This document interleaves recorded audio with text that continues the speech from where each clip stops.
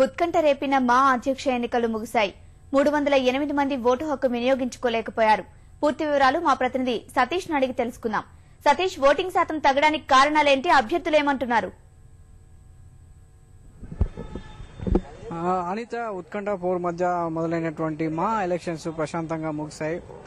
ఇటు జయసుధ, రాజేంద్ర ప్రసాద్ మధ్య పోటాపోటీగా నడిచినటువంటి ఎన్నికలు దాదాపు 702 మంది ఓటర్లు ఉన్నటువంటి ఎన్నికల్లో 394 మంది నటీనటులు తమ ఓటు హక్కును వినియోగించుకున్నారు. ఎన్నడూ లేనంత స్థాయిలో ఈసారిగా రికార్డు స్థాయిలో మా అధ్యక్ష ఎన్నికలకు సంబంధించి పోలింగ్ నమోదైనట్లుగా ఎన్నికల అధికారులు చెప్పడం జరిగింది.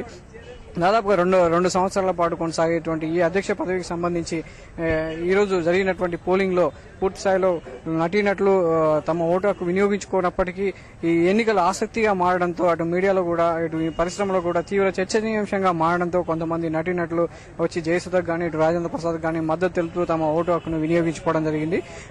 ఇటు పూర్తి స్థాయిలో ఎన్నికల అధికారులు చెప్పినటువంటి విషయాల్లోకి వెళ్తే దాదాపు ఈ ఎన్నికలకు సంబంధించి 7 ఈవీఎంలను వినియోగించి ఎన్నికలు నిర్వహించారు జరిగింది. అదేవిధంగా కోర్టు ఆదేశాల మేరకు మొత్తం ఎన్నికల ప్రక్రియనంతా చిత్రీకరించడం జరిగింది.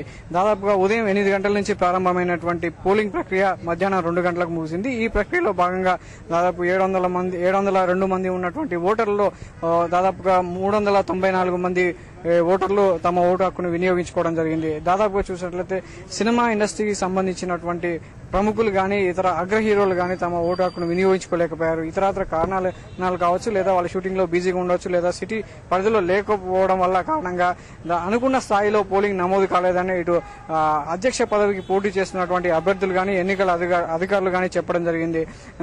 అంటే ఎప్పుడు కూడా దాదాపుగా 30% 40% నమోదయ్యేటువంటి పోలింగ్ మా అధ్యక్షకు సంబంధించి ఈసారి 55% పైగా పోలింగ్ నమోదైనట్లుగా అధికారులు చెప్పడం జరిగింది.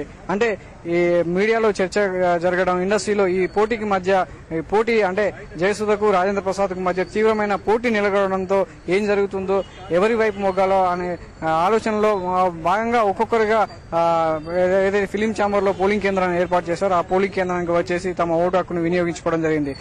ఈ ఎన్నికల ప్రక్రియనంతా వీడియోగ్రఫీ ద్వారా అంటే చిత్రీకరించినటువంటి ఎన్నికల అధికారులు వాటిని ఈ నెల 31న ఈ ఎన్నికలకు సంబంధించి ఓ కళ్యాణ్ కోర్టును ఆశ్రయించడంతో మా అధ్యక్ష ఎన్నికలకు సంబంధించి అవకతవకలు జరుగుతున్నాయి, దాన్ని నిలిపివేయాలంటూ ఓ కళ్యాణ్ కోర్టును ఆశ్రయించారు. ఆ మేరకు కోర్టు ఏంటంటే ఎన్నికల ప్రక్రియ నిర్వహించుకోవాలి, కానీ ఫలితాన్ని మాత్రం తుది తీర్పు వెలువడ్డాకే ఫలితాన్ని ప్రకటించాలి. అదేవిధంగా ఈ ప్రక్రియనంతా వీడియోగా చిత్రీకరించాలన్న కోర్టు ఆదేశాల మేరకు ఎన్నికల అధికారులు ఆ విధంగా ఎన్నికల ప్రక్రియనంతా షూట్ చేయడం జరిగింది. దీనికి సంబంధించి ఈ నెల 31న కోర్టు తుది తీర్పు ఉండడంతో ఆ ఈవీఎంలన్నింటినీ సీజ్ చేసి కోర్టు ఆదేశాల మేరకు అడిగి తరలించడం జరుగుతుంది. కోర్టు ఏదైతే తుది తీర్పు వెలువడిస్తుందో ఆ మేరకు ఫలితాన్ని వెల్లడించేందుకు తాము సిద్ధంగా ఉన్నామని, అదేవిధంగా ఈ ప్రక్రియనంతా 31న కోర్టులో న్యాయస్థానానికి వివరించడం జరుగుతుందని ఎన్నికల అధికారి కృష్ణమోహన్ వెల్లడించడం జరిగింది. మొత్తంగా చూసినట్లే ఈ రోజు జరిగిన గతంలో ఎన్నడూ లేని విధంగా ఈ మా ఎలక్షన్ సంబంధించి ఈ రోజు జరిగినటువంటి ఎన్నికలను పరిశీలిస్తే చాలా ఉత్కంఠత భరితంగా పోటీ వాతావరణంలో జరిగింది. ఒకవైపు సామరస్యం అంటూనే అభ్యర్థులు సామరస్యంగా ఉన్నప్పటికీ ఇదంతా మా కుటుంబమే అన్నప్పటికీ చూసే జనాలకు గానీ ఇటు పరిశ్రమలో గానీ ఈ ఎన్నికలు తీవ్ర చర్చనీయాంశంగా మారాయి. దాదాపుగా 2015 నుంచి 17 వరకు కొనసాగే అధ్యక్ష పదవి కోసం జయసుధ గానీ ఇటు రాజేంద్ర ప్రసాద్ గానీ పోటీ పడడం జరిగింది.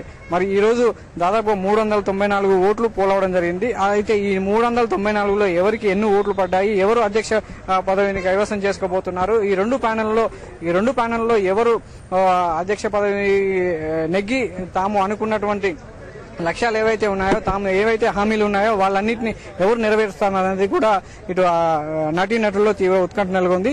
ఈ నెల 31తో కోర్టు తీర్పు తదుపరి ఉత్తర్వులు వెలువడితే మా అసోసియేషన్ ఎన్నికలకు సంబంధించి అధ్యక్ష పదవిని జయసుధ కైవసం చేసుకుంటుందా, లేక రాజేంద్ర ప్రసాద్ అధ్యక్ష స్థానాన్ని కైవసం చేసుకుని కళాకారులకు సేవ చేస్తారా అనేది ఈ నెల 31న తెలుపనుంది. Vote studio.